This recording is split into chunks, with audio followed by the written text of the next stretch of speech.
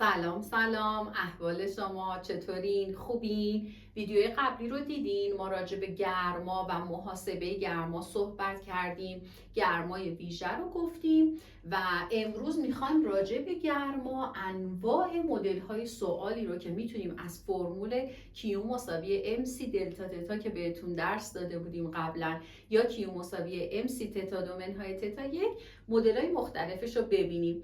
البته همیشه میدونین که توی فیزیک دست معلم برای سوال طرح کردن خیلی بازه، ولی شما وقتی کمیت ها رو بشناسین، فرمول رو بشناسین، تبدیل واحد ها رو بلد باشین، هر مدل سوالی که بهتون بدن حتما میتونید خوب حل کنین. حالا من 3 مدل سوال رو اینجا نوشتم. توی این ویدیو میخوام باهاتون این 3 مدل رو کار کنم که میدونم خیلی به کارتون میاد و به دردتون میخوره. شما با لایک و کامنت و سابسکرایب منو حمایت کنید. مرسی. بریم اولین سوال بچه‌ها، این که میگه چه مقدار گرما به جسمی به جرم 200 گرم داده شود. خب یعنی جرممون 200 گرمه که حتما بچه‌ها باید چیکار کنیم؟ تبدیل واحد کنیم. چجوری؟ یعنی تقسیمش کنیم بر 1000، صفراشو ساده کنیم بشه 0.2 کیلوگرم. تا دمای آن از 5 درجه برسه به 35 درجه. اینجا رو خیلی دقت کنیم. اولا گفتی گرما به جسم میدیم، یعنی جسم رو داریم گرمش میکنیم بچه ها، پس حتما وقتی به جسم گرما میدیم دماش افزایش پیدا میکنه. گفته از 5 درجه، یعنی تتای یکمون 5 درجه سانتیگراده میرسه به 35 درجه سانتیگراد. چون رسیده به این، اونی که بعد از کلمه به میاد بچه همیشه ثانوی است. توی ویدیوهای قبلی هم اینو گفتیم. حالا من قراره ببینم چه مقدار گرما باید به این جسم داده بشه، یعنی محاسبه گرما برای ما سوال کیو اینجا بچه ها مجهوله. فرمول ما هست بچه ها کیو مساوی ام سی دلتای تتا، یا میتونید یهو بذارید ام سی تتا دو منهای تتا یک، هیچ تفاوتی نمیکنه. من اول دلتا تتا رو براتون جدا پیدا میکنم که میشه تتا دو منهای تتا یک، بعد میذارم تو اون فرمول. خب دمای ثانویه 35، دمای اولیه 5. وقتی از هم کم میشه اختلاف دما یا افزایش دما بر اثر این اتفاق 30 درجه سلسیوسه.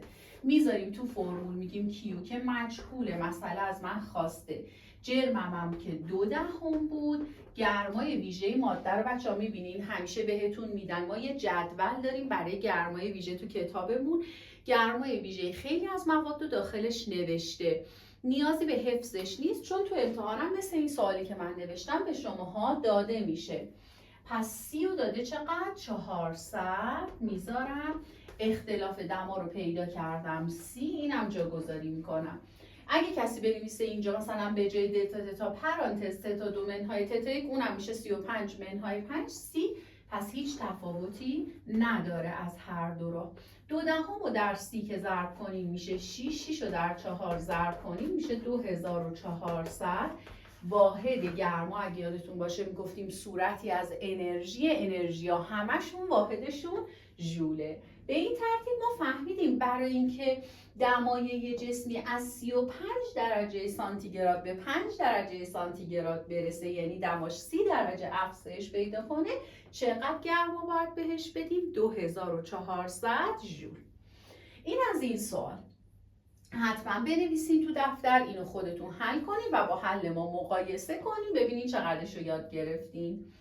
سوال بعدی بچه‌ها میگه چه مقدار گرما از جسمی بگیریم. همینجا تفاوت رو با سوال قبلی باید حس کنیم. اونجا میگه چقدر گرما بهش بدیم، یعنی گرماشو زیاد کنیم، دماشو بالا ببریم. اینجا برعکس میخوایم جسمو سرد کنیم. تا دماش بچه ها این دفعه از تتا یک من که 25 درجه سانتیگراده برسه به، گفتیم بعد از به همیشه تتا 2 میشه 15 درجه سانتیگراد. جرمش رو گفته بگیر 10 کیلوگرم، تبدیل واحد نداره دیگه اینجا، و گرمای ویژه‌ش رو داده چی؟ 500 ژول بر کیلوگرم درجه سانتیگراد. خب فرمول چی بود بچه ها؟ کیو مساوی ام سی دلتا تتا. قبلش گفتیم دلتا تتا رو پیدا کنیم، یعنی تتای ثانویه رو از اولیه کم کنیم. نکته‌ای که اینجا وجود داره و تفاوتی که با مسئله قبلی هست اینه که دمای ثانویه شما نسبت به اولیتون کمتره، یعنی تتا 2 از تتا 1 کوچیکتره. پس اگه من 15 رو منهای 25 بکنم مطمئناً عدد من میشه منفی، یعنی جسم من سرد شده، گرما از جسم گرفته شده. پس حتما مقدار کیو هم چی میشه بچه ها؟ منفی میشه. جرمش رو داده 10، گرمای ویژه‌ش رو داده 500، اختلاف دما شد 10. همه اینا رو که در هم ضرب کنید میشه 50,000 ژول. ولی یادم نره که این دما منفی بود، منفیشو میذارم تو پرانتز چون دوتا علامت همیشه پشت هم نباید باشه، میشه منفی 50,000 ژول. یعنی اینقدر گرما از جسم گرفتیم، جسم رو سرد کردیم که دماش از 25 درجه رسیده به 15. همینجا ما میتونیم یه نکته رو بچه ها برای شما بگیم. دو تا اتفاق میتونه بیفته. یه موقع تتهای 2 یعنی دمای ثانوی از دمای اولیه بیشتره، اختلاف دمای شما مثبته، پس حتما کیو هم عدد مثبت یا بزرگتر از 0 میشه. اما مثل سوال اول، اما ممکنه مثل سوال 2 دمای ثانوی از اولیه کمتر باشه، یعنی اختلاف دمای من منفی یا کوچکتر از 0 بشه و گرما منفی بشه. اینجا جسم گرم شده اولی، توی دومی جسم سرد شده. تفاوت این دوتا خیلی مهمه.